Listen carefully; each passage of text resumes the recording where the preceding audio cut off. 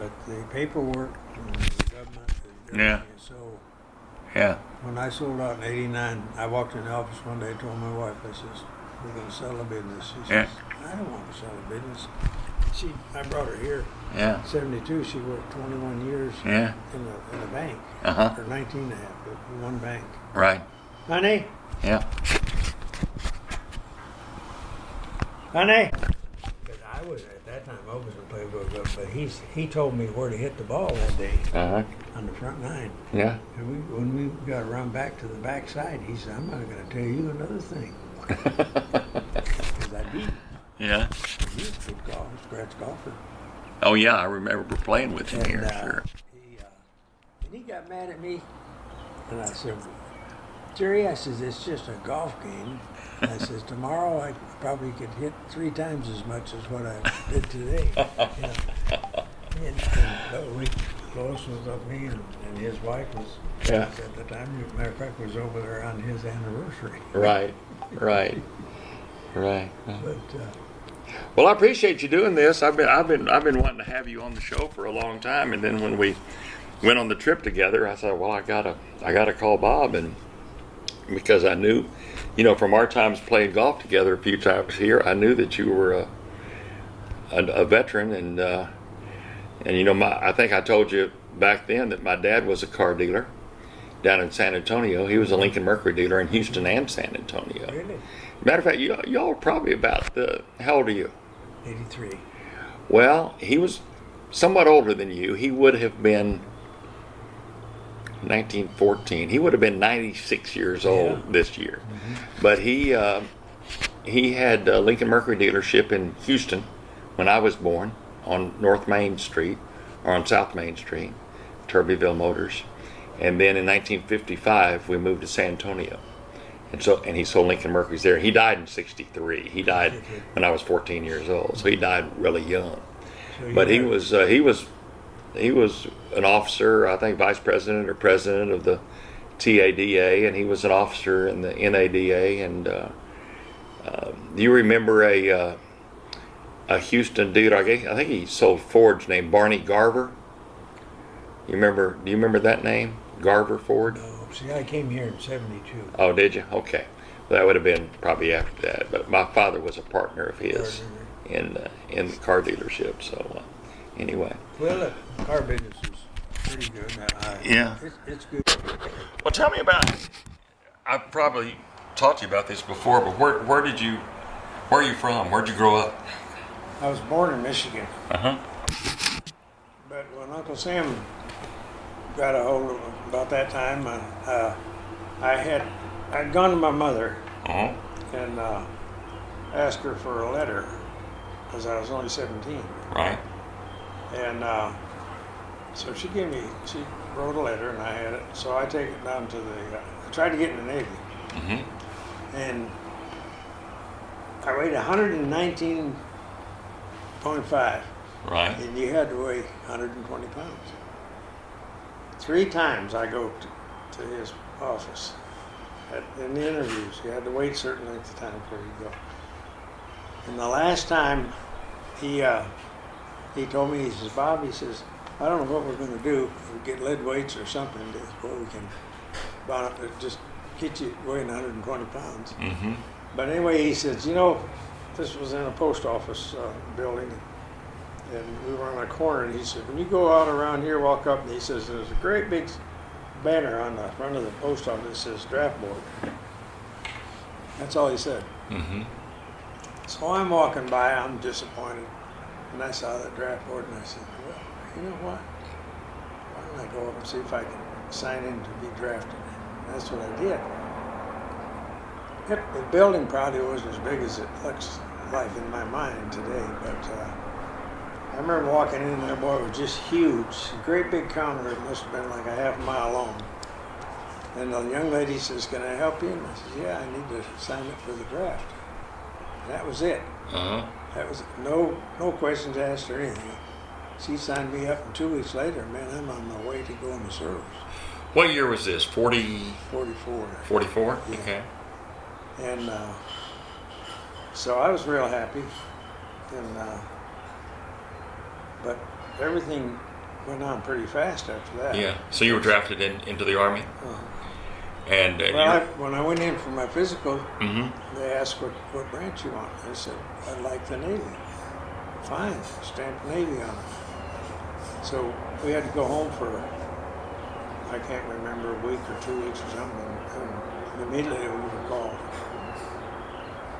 And so I think it was, they put us on, there were several at the time, put us on a bus and bused us into Detroit. Yeah. That's where you had to go take your physical. Right. And so I went through and passed everything, and there wasn't anything said about weight. And he said, what branch? And I told him, he stamped it. So when I was called to go into active service, we had to go into, I think it was Fort Sheridan or something like that, in Chicago, I guess, where we had to go. Mhm. And so when we got in, I thought I was going to go to the report to the Navy. Mhm. And the Army place was right close by, and that's where we went. And then I said, I'm going in the Navy. He said, no, he says, you're in the Army. Yeah. All of everybody had to come through there. That's when they had the big push over in Europe. Right. Everybody got killed and so on and so forth. And so we ended up in that. And then it came, they sent us down here to Little Rock, Arkansas, and Camp Robinson. Mhm. That's where I took my basic. Mhm. We went there very long. It was pretty fast. From there we went. From there they put us on a train and sent us to New Jersey, and issued us our uniforms, whatever we needed for overseas. Mhm. We got on the Queen Elizabeth. In 3 days' time, they took us across the ocean. I see. We landed in Scotland, and then they trained us across England, and across the English Channel, and put us on a train in France, and then all the way into Belgium. Mhm. That's where we, and from there, put us on trucks and hauled us to the front line. It was dark at night. Mhm. And took us right to the front lines, put us in the foxhole. Oh my God. Now, what unit were you with? At that time, it was with the 99th. 99th Yeah, the 99th Infantry? Infantry. Uh-huh. Yeah. We had absolutely no training we tried to dig a foxhole in Arkansas, but you have to go about 4 inches deep, and that was rock. So we never had a foxhole Right. like they were over there. Right. And so it was. They had about 3 foot of snow on the level, and they took us in there. So this had been during the bulge, I guess, right? It was just after they had the big one come back, and then we were put in as new reinforcements. Right. So it was, and then we stayed there for about.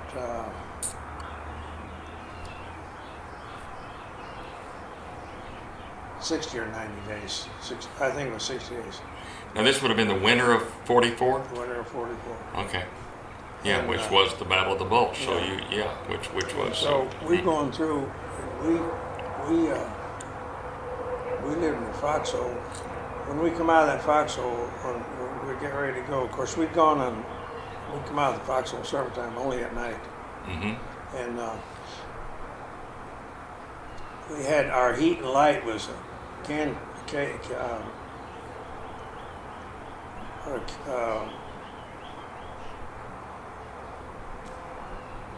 of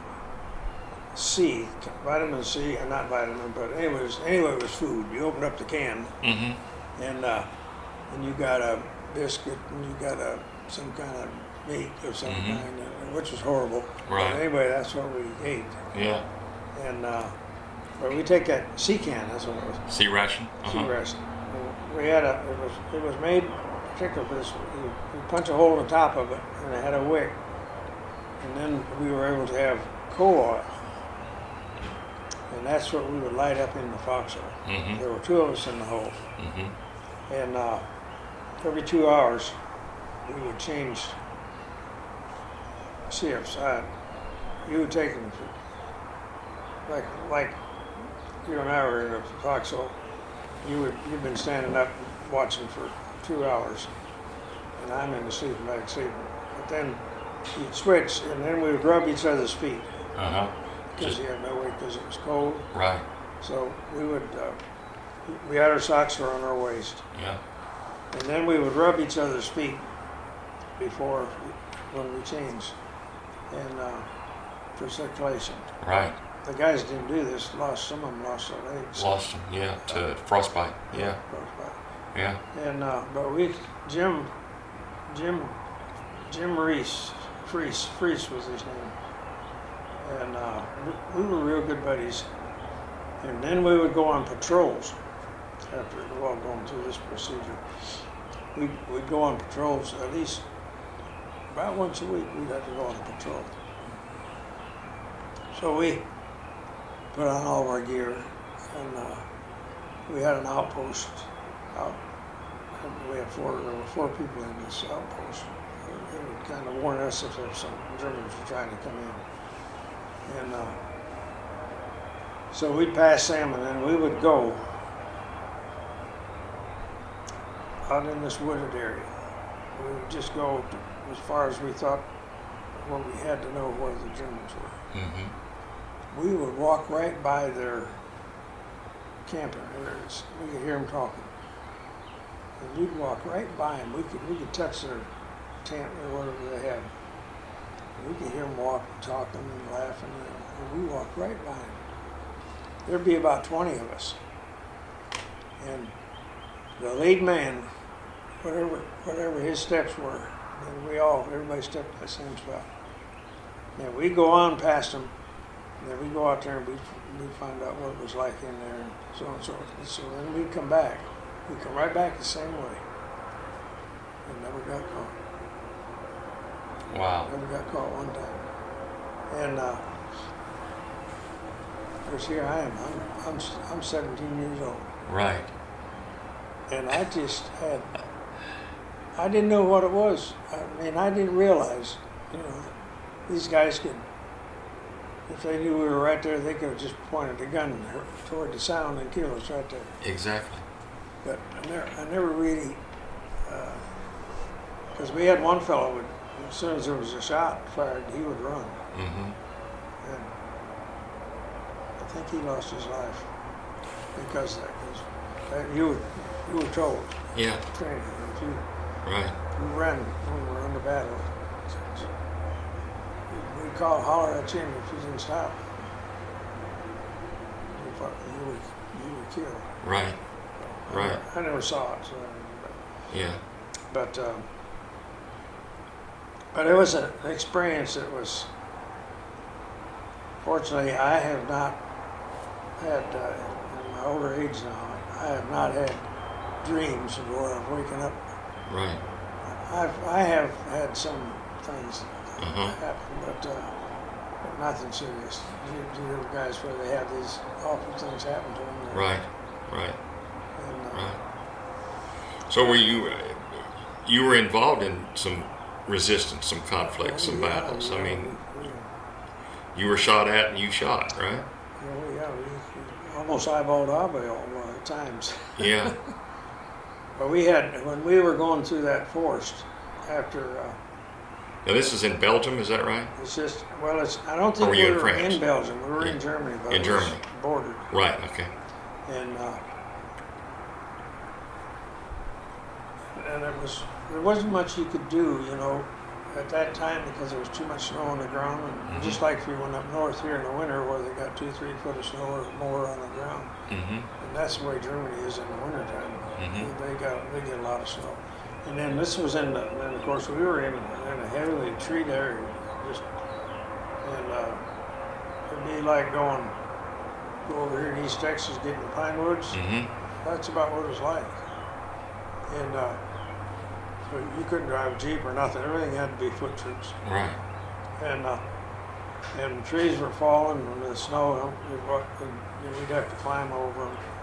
And my buddy, I was carrying a BAR, and he was carrying ammo for me, and he was about maybe like dog distance right here behind. And they opened up on us with a burp gun. They had these burp guns. Mm-hmm. And when they fired that burp gun, you didn't know exactly where, because they would just go brrr, Mm-hmm. and caught him on the shoulder and about lose. I can remember his arm was just dangling. Mm-hmm. And that's how close we were. Right. And they would have little units in this forest. They would build up old broken down trees and stuff in it, and that was their housing hall, waiting for us to come through. And of course, they didn't know we were kind of going to come through. I don't think, because they were bid down. Right. And we lost quite a few fellows in that. That was the first one. That was on patrol. This is when we took off and started to push. Mm-hmm. For 3 days, we had the big push. That's when Eisenhower or Patton was coming through. He came from Italy and all through that, Mm-hmm. and he was over on our left flank, and everything was moving pretty fast. Yeah. And so we finally got through that area, and then we got into open country. And but it was just I know on the third day, excuse me, on the third day we were relieved by the 69th Division. Mm-hmm. First thing they did, build a great big bonfire. Mm-hmm. I can still see that thing. It was just like the bonfire out here at Mm-hmm. A&M. That's about the flame was like that. They built Yeah. a great big thing, and we called over and told them, says, "Hey, put that thing out, man. You're gonna be good targets." Right. And which they were, man. The Germans jumped on them like you wouldn't believe. I don't know how many they lost, but before we left our post where we stayed in the whole line, we could look down there. We could look for a half a mile or a mile away to see, and these foxholes. This is where they were, all lined up all the way through, Right. different outfits. And Bed Check Charlie would come over every night at midnight, and he would strafe. He knew where all these, and he would strafe. So we had to, if we were outside, we had to jump in that foxhole. Mm-hmm. And so after we were out, this 3-day deal out there, when we were relieved, then we came back to our original foxhole. And the snow had all melted in that 3-day time. It was the spring and everything took place. Here comes Bed Check Charlie. Our foxholes were full of water, Mm-hmm. but we were in them. We had to jump in them. Exactly. Yeah. Exactly. That I can imagine how cold that might have been. Well, we didn't feel it. Yeah.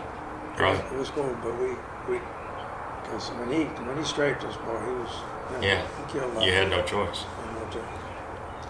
But when we come out of those foxholes after that, I'm talking about this sea can with coal oil Mhm. burning. Black as black. And our skin was that way. Mm-hmm. You wouldn't even recognize your own brother. Right. And it took us a long time to get to wear it off. Yeah. First time we had a chance to get a shower, you just taking the skin off. Yeah. Just the soot from that can Yeah, would just just the soot. blacken your face. And, Yeah. But it was an experience. It was something else for, like I was too young to get scared.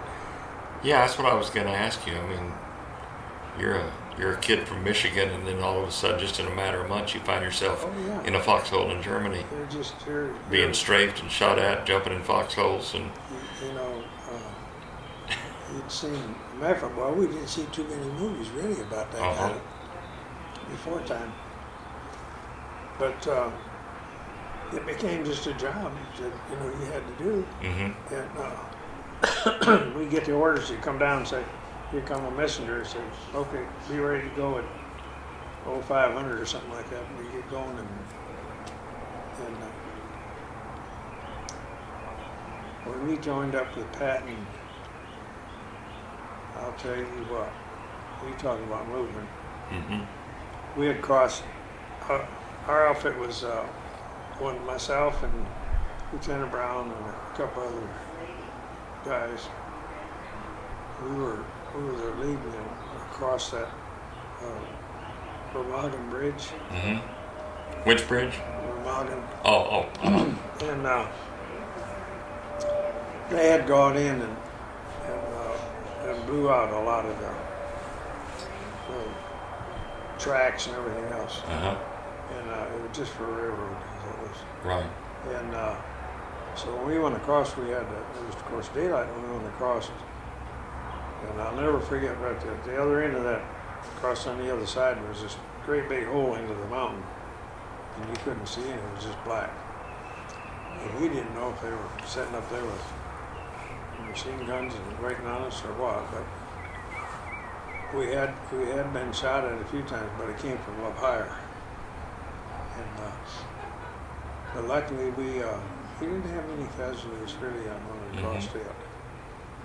And the worst thing we had was the planes flying over. Right. And the Seabees was they were putting in a bridge, pontoon bridge across it. Mm-hmm. And it was knocked out 3 times. Yeah. And matter of fact, a good friend of mine here just passed away in the last year. He was in that group of Seabees. And we didn't know each other. One day he came to me and he says, "Bob, I read about you in this book." And I said, "You read about me?" And he says, "Yeah." I said, "What do you mean?" He said, "Yeah." He said, "Well," he says, "you got the Silver Star." Mm-hmm. I said, "Yeah, that's true." He said, "Well, they didn't say a great deal about me. I never had been interviewed. This guy wrote a book, and in the back of it, everybody that got a medal of some kind, it was in there. And Fred come up to me, he gave me the book. And in the process of moving, I had it down to business for a long time. And the book was old and it come apart, and I lost that particular part in there. Mm-hmm. There's probably one around if I could ever find it. Yeah. But that's all. But anyway, Fred,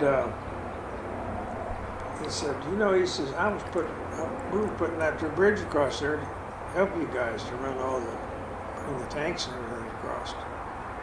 I says, "Yeah, I know. We had 2 mile front the first night. And then planes coming over shooting and 50 or 60 caliber, whatever they were, coming down on us. I remember one coming down. I was in there like it and had a hand like that, and that thing come right down right here. It could have been right in the middle of my neck, Wow. And then, but just little things like that come to you, and it happened. Yeah. It just wasn't your time. So were you ever seriously wounded or wounded? No shrapnel, no. So you. It's like shrapnel, but that's just enough to draw blood. That was it. Yeah. And But you won a Silver Star medal. I got the Silver Star medal from. We had been moving cross country quite a lot, and we had taken the city. And so Lieutenant Brown said to me, he says, "Go back and tell every echelon we got everything taken care of." And so I'm walking back. Probably had to walk maybe a quarter mile or something like that.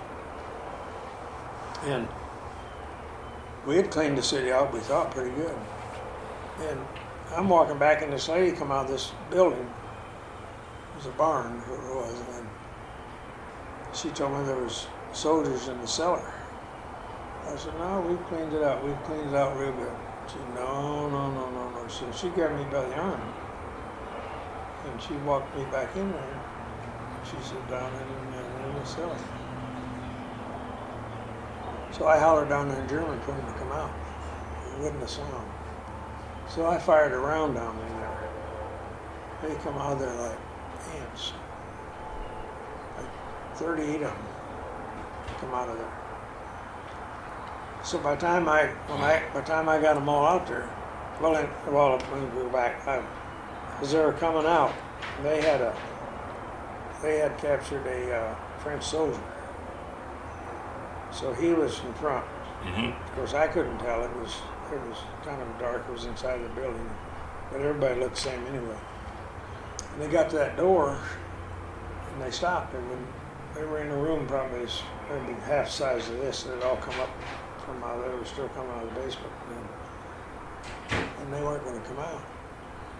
So I thought, I got to get these out of here some way. So I shot into the wall, not thinking I should have shot at you in the attic. But I caught this freshman right here in the leg. And Bill, he went down and screaming. I didn't know it was a freshman at the time. Mm-hmm.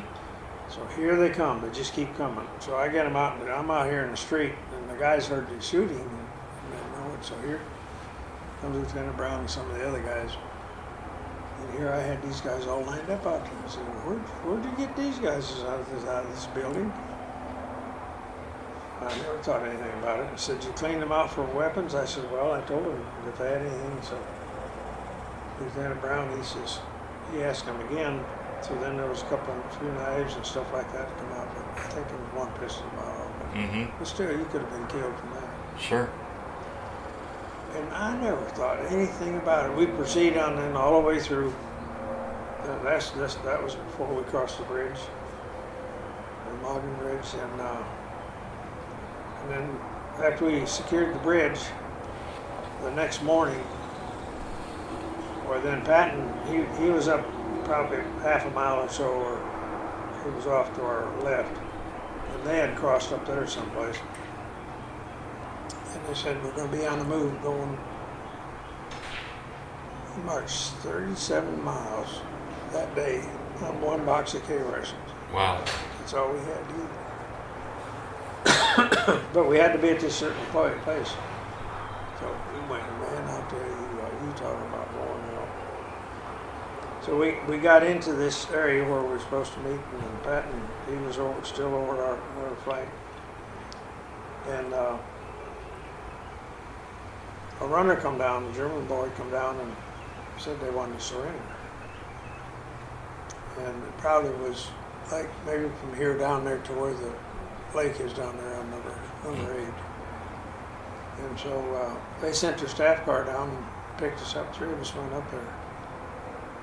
And they had been drinking, and but they were happy. And we get up there, and we get out of the staff car, walked out there, and there was 3 of us, and then the German officers was there.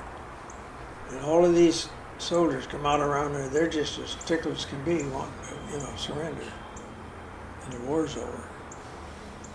And man, we're standing there, and they're bumping up against us and everything else. They could have just taken us out right there, no problem at all. But after they told us to surrender, we accepted it. Yeah. And then when it was there, well, then they just all, the officer said something, they all backed up, got away from us.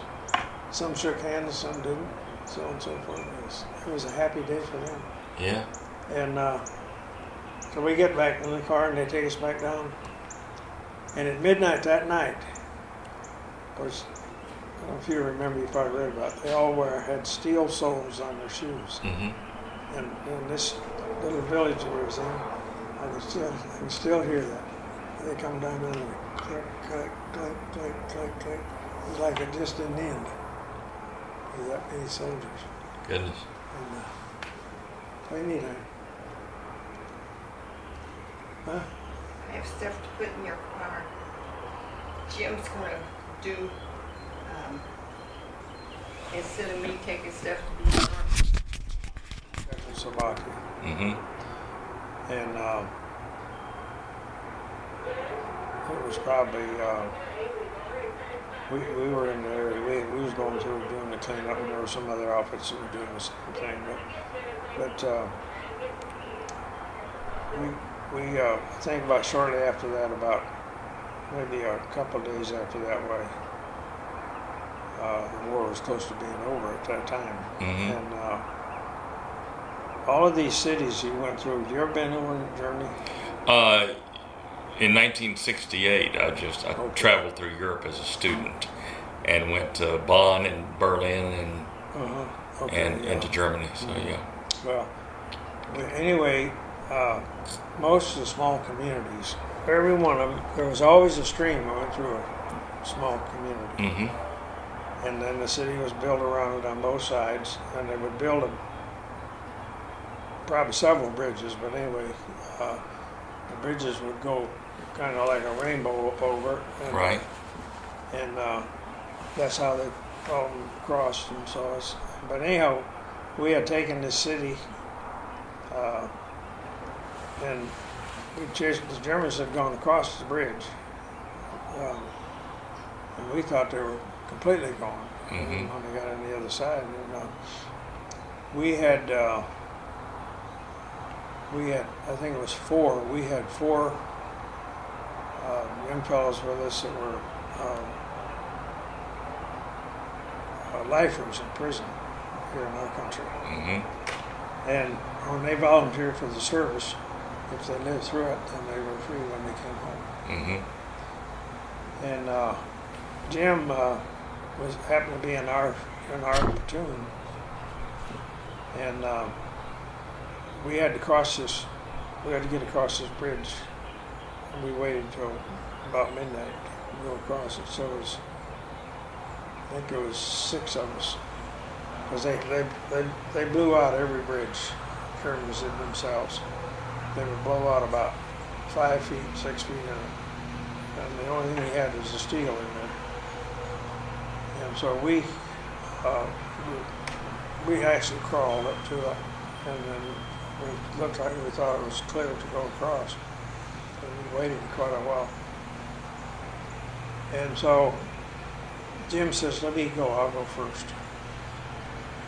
And one of the other guys went. And so he got across okay, and then the rest of us, some of us kind of got across, and all of a sudden they opened up the machine gun, and so there wasn't any place for us to go. We had to jump in where that bottom was blown out. The only thing that was in there was just rods of steel, Mhm. and that's what we hung on to until it got daylight.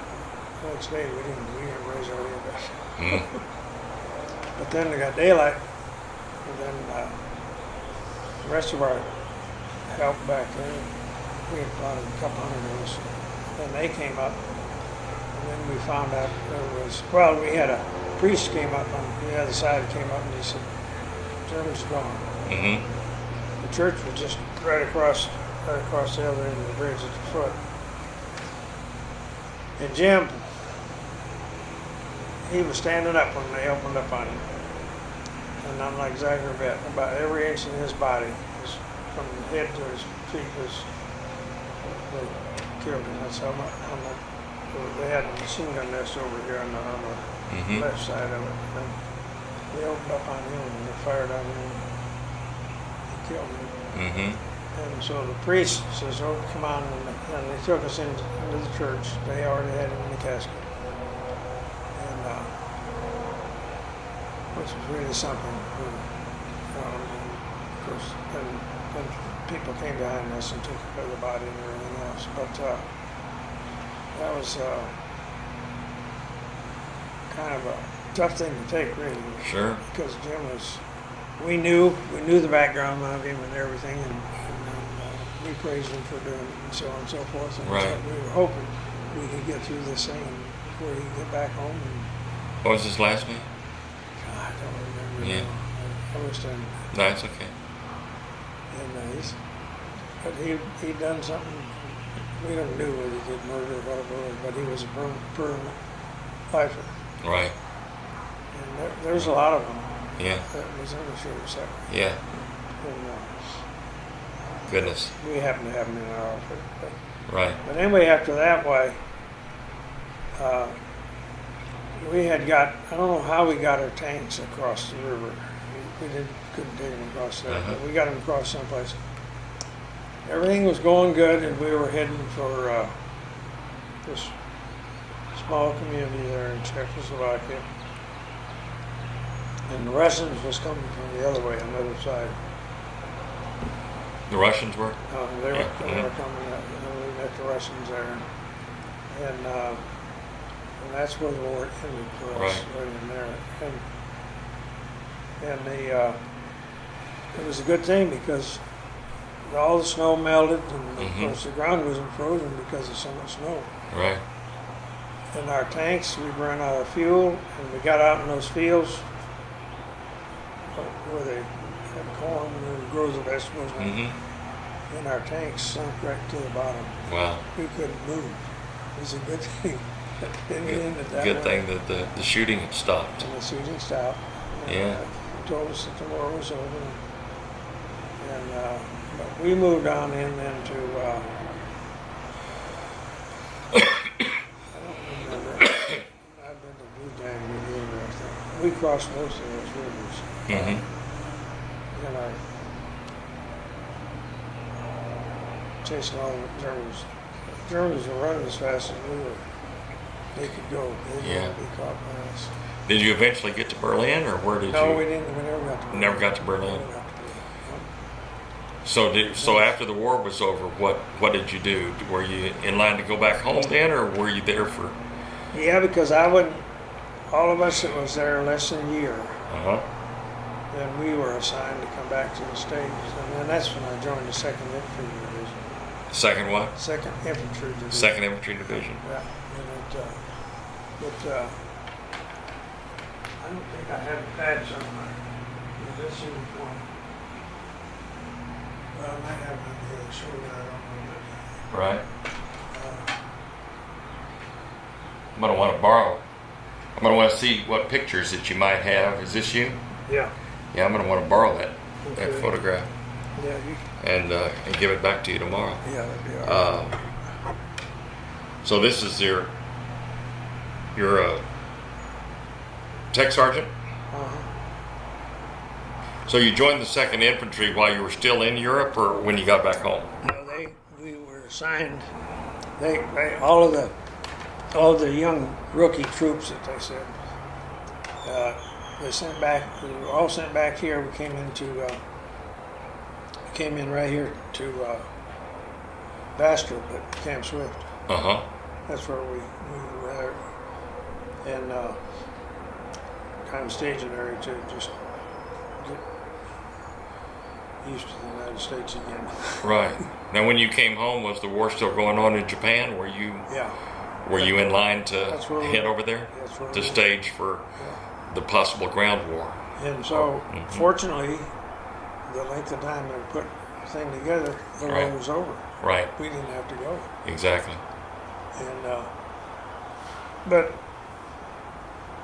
in the interim, when we got back, we were out here, and then they shoved us to.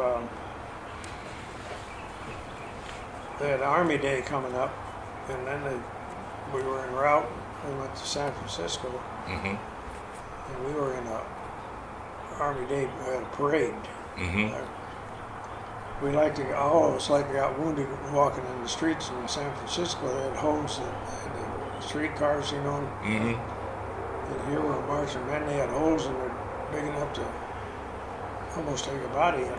But Yeah. we still had to, that was, and then we were up there for about 4 days, and we were stationed outside of the city in some little camp. And they had the guys coming back from the Pacific. Right. A lot of them lived over there in Oakland, and we had about 3 guys that were killed over there. We had a lieutenant colonel, I believe it was. He was walking around the street with his wife and daughter, and these guys were crazy. They came from the Pacific. And they killed this officer in front of his wife and daughter. They're in San Francisco or outside San Francisco? This is in Oakland. In Oakland. Yeah, Just shot him? killed him. Yeah. But we had one. We was on the bus. We were downtown Frisco, and we came back to our quarters. And we had a boy that was sleeping on the bus. He was way in the back of the bus. And this MP come on there, and he says, "You all wake up. I got to check make sure you're who you are." And this kid was asleep back there. He didn't move. The guy walked back there and shot him. Oh, what the heck's going on here? You know? killed him. The MP did. Yeah. And so he took off running after he did that. He got off there and we were all chasing him. And a couple of big old boys in there, they got him. And we didn't kill him, we should have. Why did he do that? Any? Well, of course, What was his story? he just said he's doing his job. Of course, we didn't. We had other MPs come in then after that. Yeah. But that wasn't just that happened quite a lot while we was going through there. These guys came back from Japan. I guess they shot first and asked questions later. And it'd be neat if you could find somebody here that came back from that and see something like that. Yeah, that's the first I've heard of that. Yeah. We were there just for going through for an Army Day parade. For an Army Day parade. And we had. And we you had, thought the war was over, but yeah. it was. Well, the USOs was they had this little camp that we was in. They had a USO party and they brought a bunch of the young ladies in there to dance. And these colored guys come in there and they walk right in and they're taking over. I mean, they want to win. And we like to have a big old fight right there. But they were ready for it. They had a lot of MPs around, and so they. So did you stay in the Army, or did you get out then, or what did you? I did. I stayed. I'm still young. I was 18 at that time. And, a bunch of us out here, we decided, what? There's nothing to go home to. You couldn't get a job or anything. Yeah. Home was still Michigan, right? Yeah. Where in Michigan did you grow up? Saginaw. Saginaw? Okay. And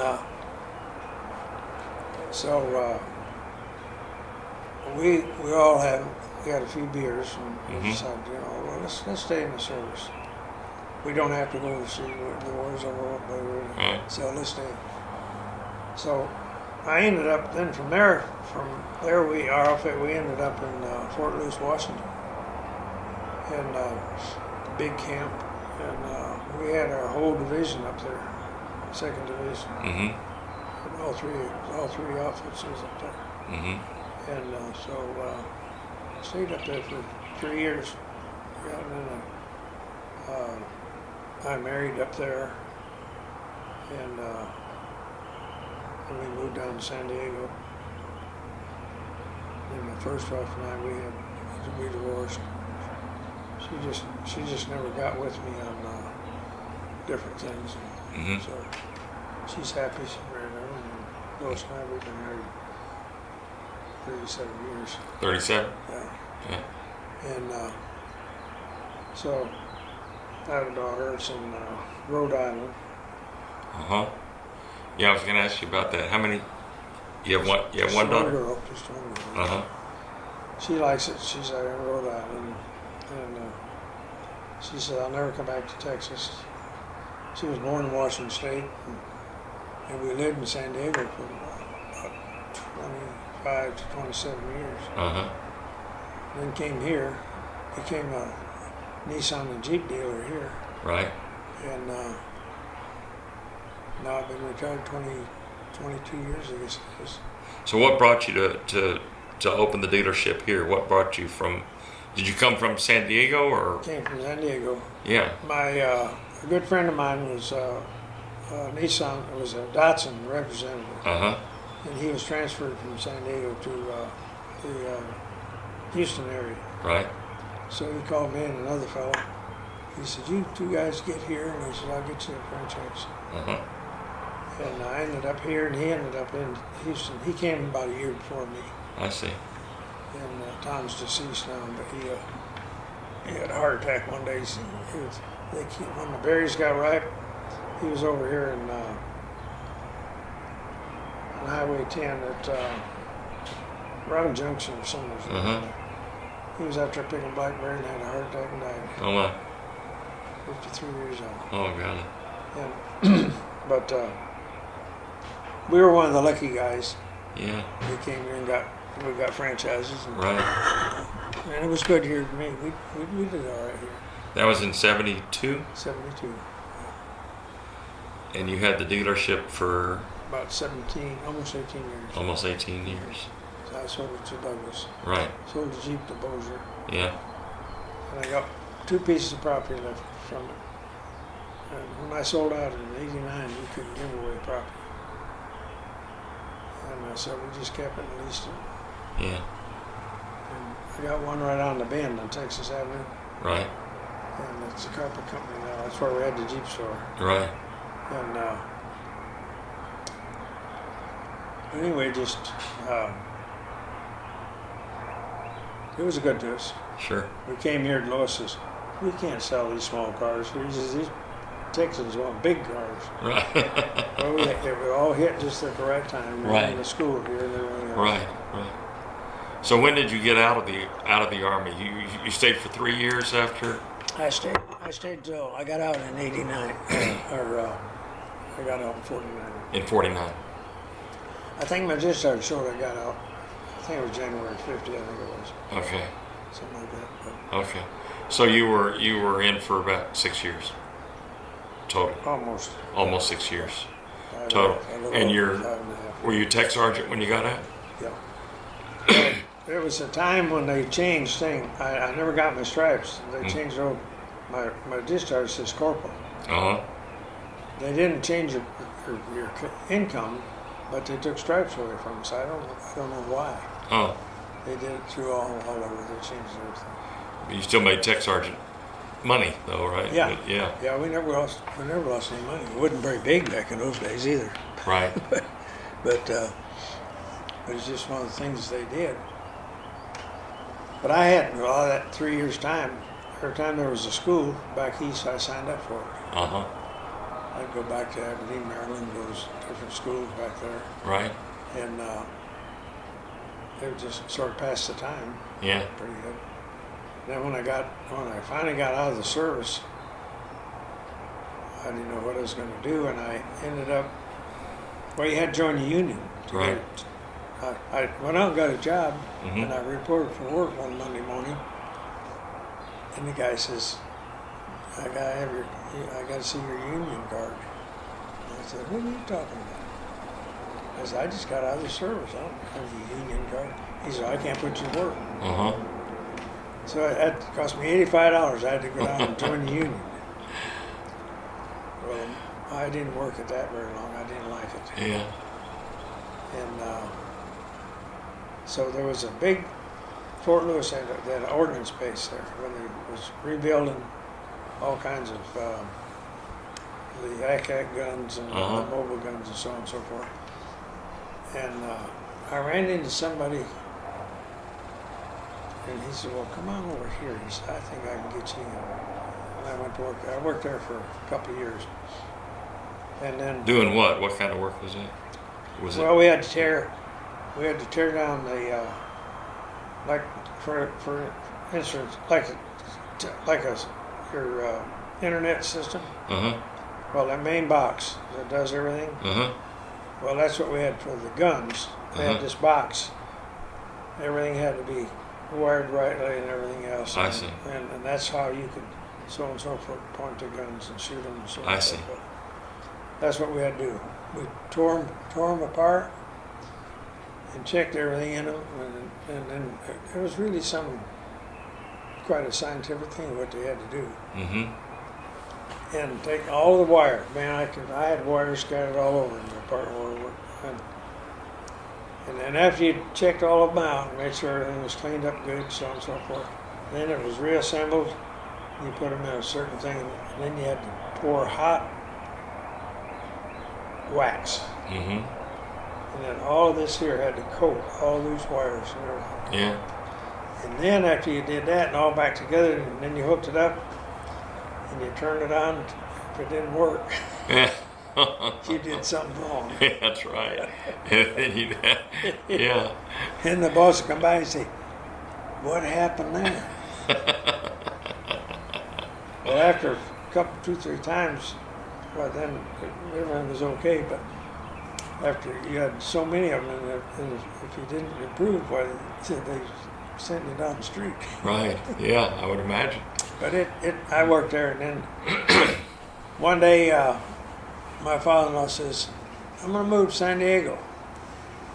You can move to San Diego? What are you going to do now? He says, I don't know. He had motels up there, and so he sold his motels and came to San Diego and bought motels there in San Diego. Mm-hmm.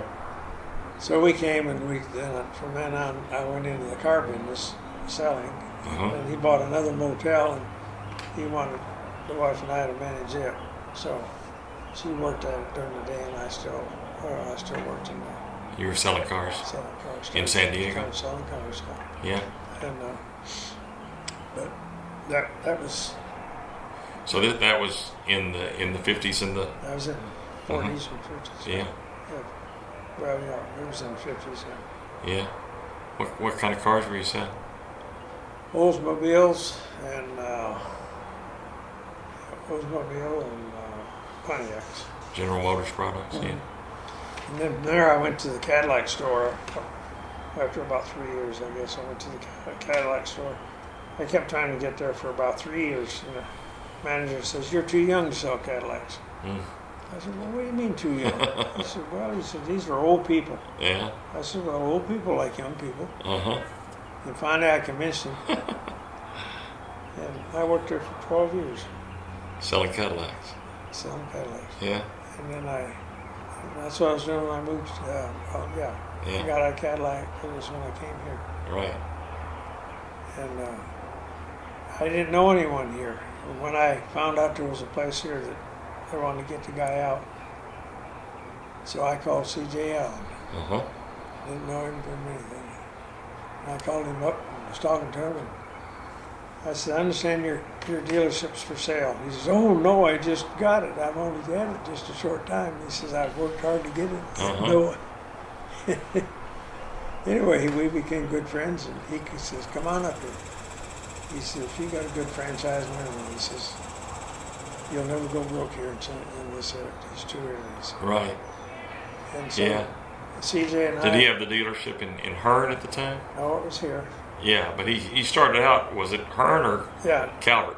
Well, no, It was- I think it was in Hearn, Yeah. but it was downtown on where the old ice house is. Right. Down there. Right. There Yeah. was the street that goes to it. Exactly. There was a place right there where the stores were. Yeah. He took me down there and showed me. Did y'all compare war stories? When Not y'all a talked? great deal, Tom. Yeah. Because he was in Europe. He never talked much about it. He talked to me about it. Did he? Yeah. Yeah. I did a long radio before I'd started this TV show. I was featuring veterans on the radio, and I spent about an hour and a half with him one day over there at his place. This was, I guess, a year or so before he died, and I have it all on tape and everything. And oh yeah, he had a fascinating story of he was part of a platoon. I'm trying to remember the name of the city in Germany, but there was a city in Germany that was named. Its name was a family name of a family that lived in, I want to say, St. Louis, and this family declared that the first American soldiers to occupy this German city, that they would give that soldier or that military person a $500 bond, or a savings bond or war bond. And it turned out that Mr. Allen and 3 other guys on a Jeep were the first ones to go into this city during the war. So they split, the 4 of them split this $500 bond. And the money that he got from that bond is what he used to start his car dealership with. Is that He right? told me that story. Yeah. I'm trying to remember the name of it, but I can't remember. I've got it written down someplace. You know, it's but funny. yeah, he was. He and I delivered Meals on Wheels for a long time. Is that right? He was a wonderful man. Yeah. He was just One of my favorite people, really was. And Yeah. I don't recall any time we ever talked about Yeah, war well, experiences. because I talked to him a long time about it. He was in Europe. Because he would Yeah, drive, and I would take meals into the house. is that right? Yeah, And then when he got where he couldn't drive anymore, then Uh-huh. Ray Criswell, he and I got together, and a lot of times old Ray would start going before I even got in the car. uh And I'd say, "Man, wait till I get in here before I take off." And but yeah, I see Pat. Pat goes to our church here. I see her every Sunday. Yeah, And then little his boy that has the Honda store. right. He's turned out to be a pretty good young man. Now. Yeah, But boy, he's there for a long time. We didn't think he'd ever make it. right. Yeah, we bought the Honda that we bought. We bought one Honda from them. As a matter of fact, it was Pat's car. It was the car that she had driven for about, I don't know, 5,000 or 6,000 miles or something like that. We bought it off the showroom from Bob over there. Mm-hmm. Honda Bob. Yeah, we bought it from him. So. I started Honda Bob out in business. Did you really? Yeah. Oh well, Came from. you should have you should have arranged for some sort of a bird dog deal on that. You Oh, should have yeah. gotten a percentage of his sales. You'd be in good shape. I had a sales manager that let him go. Is that right? They had there was a disagreement over something, and I tried to get Bob to come back, and he said, Yeah. "Oh," he says, "I want to work for that man." So I said, "Okay." I said, "You're working for a good outfit, so just." Yeah. And he stayed and done very well. Oh, very well. I've And, bought 2 cars from him. I used to have a neighbor. Who lived next door neighbor, but they moved back to Jacksonville, Texas. But he still buys his cars here, and he buys them from Bob. Whenever he needs a new car, he'll come back here and buy it from Bob. Yeah. But yeah. Well, Bob, this is a fascinating story, and I can't wait to tell it tomorrow. What we do, I guess you've seen the show on TV that I do, the Veterans of the Valley on KAMU. We'll record it tomorrow at 2:30. If you could be there around 2:15, do you know where the studio is? no. On the A&M campus? I'll give you directions here. I'll write them down and give you directions. If you could be there about 2:15 tomorrow, and you can wear whatever you want to wear, what you're wearing now is just fine. Anything, is fine as far as what you wear, and we'll just sit down. You've seen the show. We're just sitting down at the desk, and it's 28 and a half minutes, and I'll just lead the discussion and let you talk. And I want to borrow this picture from you to scan it and then give it back to you tomorrow. Do you have any other photographs that are on the wall, or any other pictures from your service time or anything like that around? No, Not really? Okay. I don't know. Okay. No, that's I'll fine. see. I'll ask Lois. She might have some, but I think a lot of them are pretty much. What's that up there? Is that you, or what is that? Oh, that's my wife there. Oh, is that you? Oh, is that her? Okay. Okay. I think I. Well, no, this is good. Like I say, we'll have enough to talk about. If this is, I might look on the internet and see if I can find some stuff about the 99th, and see what. Now there's 2 fellows here in town, Jim Ford, Jim Ford. that no, Jim wasn't in the 99, but I met when I come back on the bus. So I met 2 guys that was with the 99th, Oh, really? and one lives out in Pebble Creek, and one lives at here in College Station someplace. Uh-huh. And I haven't met him yet. But, Yeah. And there's another one that lives out in the outlying area here someplace. We're going to try to get things together. Good. And then our guardian, she's coming over one of these days with her plane, Yeah. And she wants to fly us from here to Brenham. There's a place she likes to have lunch over there. So Uh-huh. she's gonna have lunch. And then she said, I'll fly you all around the area where you see what's like and take some pictures. And, Who was your guardian? Remember her name? Vicky, I've got the list. Yeah, Vicky. She lives in Conroe. I see. And she, I don't know if I got her card right here. She's jack of all trades. She flies her own plane. Her Really? husband retired out of the service. Yeah. Here